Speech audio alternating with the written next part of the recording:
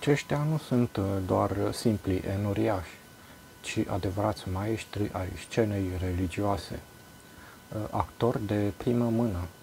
Dacă s-ar face un festival al teatrului creștin, ar lua trofeul fără emoții. Îi vezi duminică și aproape că îți vine să le cer un autograf. Costum sau rochie perfect aranjată, zâmbet de revistă, copii care par scoși dintr-un catalog cu familii fericite.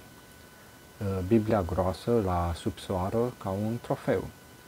Ridică mâinile, dau amin cu intonația potrivită, au gesturi atent regizate. Totul impecabil, până la ultimul detaliu. Manual ambulant de cum să arăți sfânt în public.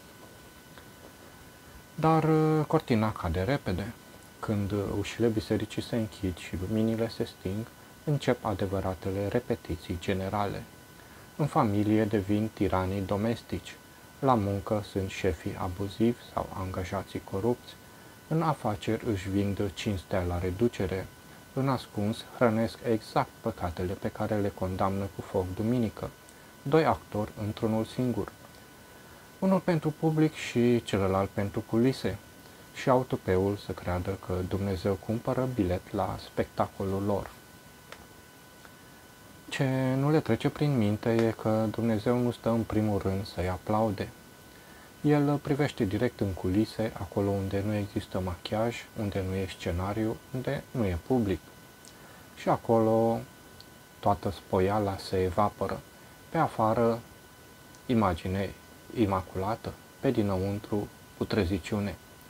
Biblia nu se ferește să eticheteze, morminte văruite. Îți fac cu mâna și îți zâmbesc duminică, dar înăuntru adună viermi și putregai. Cea mai mare tragedie? Nu ipocrizia lor în sine, ci efectul de domino.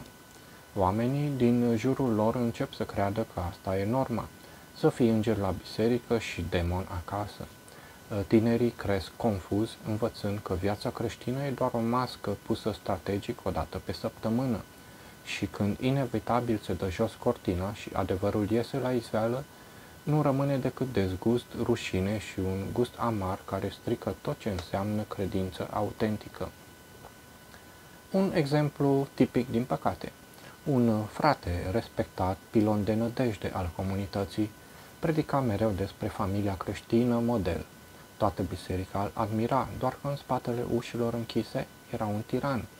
Își jignea nevasta, își bătea copiii și urla de dimineață până seara. Până într-o zi când fiica adolescentă, sătulă de mascaradă, a spus adevărul în fața bisericii și a pastorului. Sala a amuțit, idolul a căzut cu zgomot, iar aplauzele s-au topit într-o tăcere stânjenitoare. Nu încerca să deslipești masca lor. S-a lipit cu superglu spiritual.